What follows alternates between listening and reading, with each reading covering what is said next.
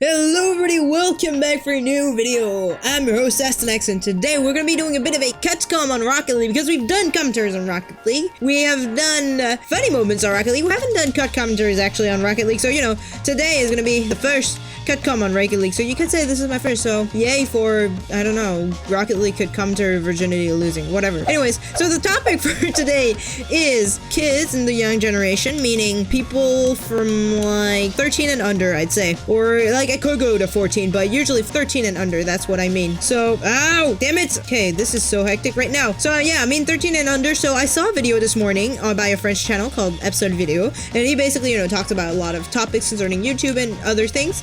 And he talked about kids on YouTube, and apparently there are a lot of channels made by like 8-year-olds, and to me it's kind of scary because I mean, okay, look at it this way. Our generation, like, I'm almost 18 by the way, so our generation, people who are, born in the 90s and or like early 2000s, our heroes, I guess, would be like, I don't know, but a lot of people were like influenced. We're usually influenced by like movies from our generation. I mean, maybe a lot of people from our generation want to be singers because they saw Hannah Montana, I don't know, but stuff like that. And the thing is, with the new generation, like people who are 8 years old today, their idols are channels like Soella and PewDiePie and these kind of people. So YouTube is like what they want to do.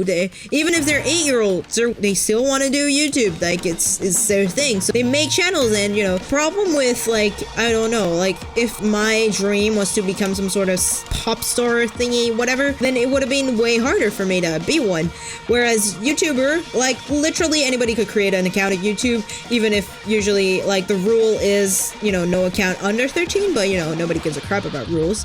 So they make YouTube accounts and they make videos, and now see, you'd say this is not an issue because they always cute, they have a hobby, whatever, but not really. It's YouTube can be a dangerous place. It's the internet. There are tons of like cyberbullying stuff. I mean, like, even if you look at teenagers, it's a time where the way people see you is super important to you, like appearances and shit like that. So the internet just takes this and makes it times 10 because there are just so many people and they're all watching you and they're all, ow, damn it, very judgmental. So to me it's kind of a harsh environment, the internet, and you really shouldn't do it if you can't take it. And to me, an 8-year-old, usually, even if you think you can take it, trust me, you can't. I mean, like, I used to cry because a lot of people used to not make fun of me, but I had like comments like, oh, she's like a mouse or whatever, because I'm really short. I still am short because but I can just blame it on the fact that I'm half Asian, so that's not really an issue.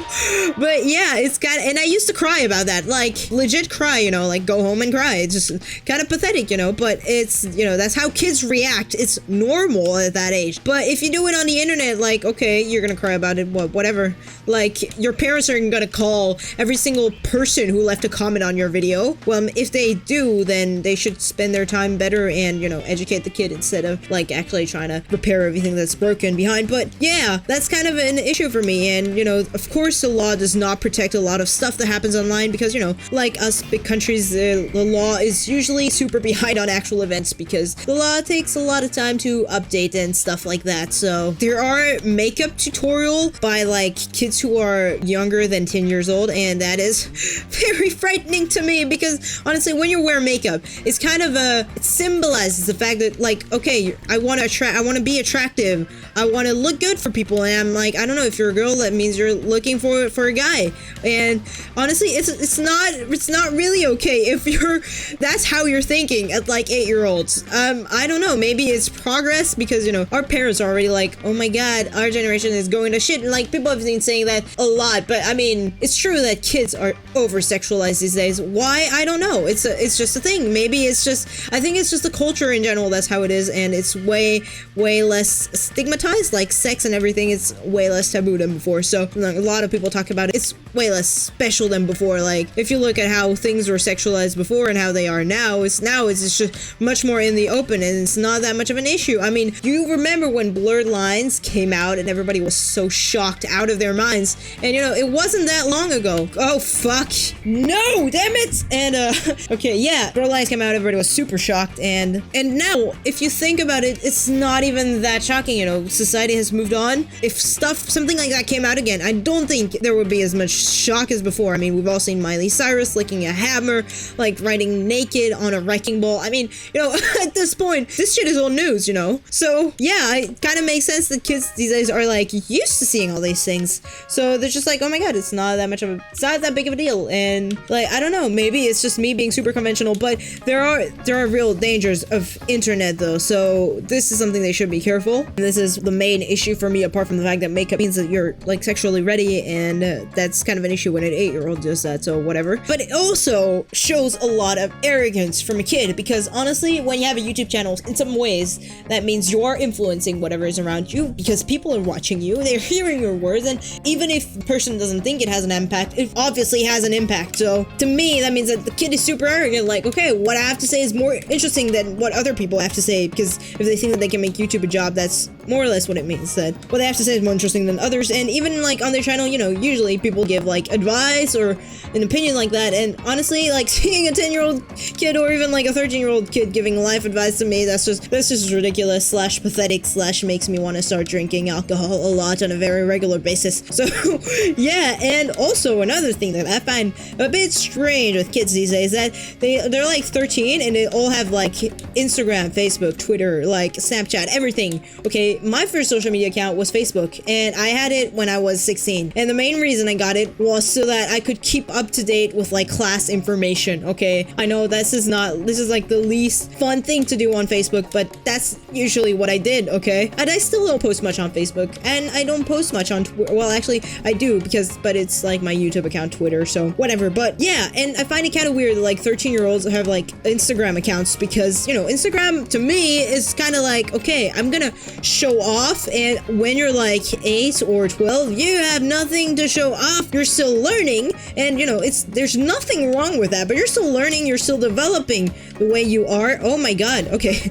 Wow, I thought this was not gonna go in, but yeah, you're still learning, you're still developing yourself, and you know, it's super weird that you're trying to show it off on social media. So yeah, I don't have a solution to everything, because I can't have a solution to everything, but something I'd suggest to parents, you know, if there are parents out there, or people who are considering becoming parents, is to maybe, instead of completely forbidding your kid to go on the internet and, you know, just be like, no internet for you, like I saw videos and like stranger danger or whatever, cyberbullying, blah blah blah. No, just, you know, accompany your kid and be like, okay, you can go on the internet, but use it responsibly, and help your kid develop his critical thinking and, you know, his ability to judge of a situation. Like, no, I am not going to harass a random kid.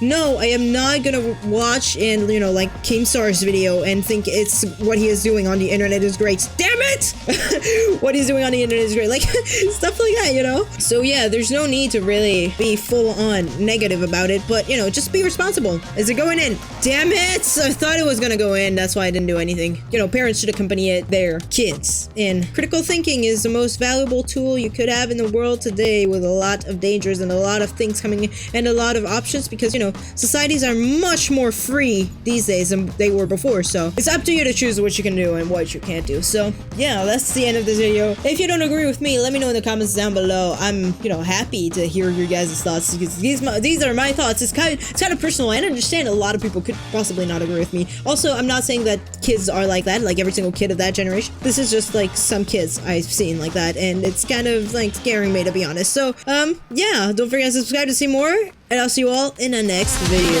Bye bye.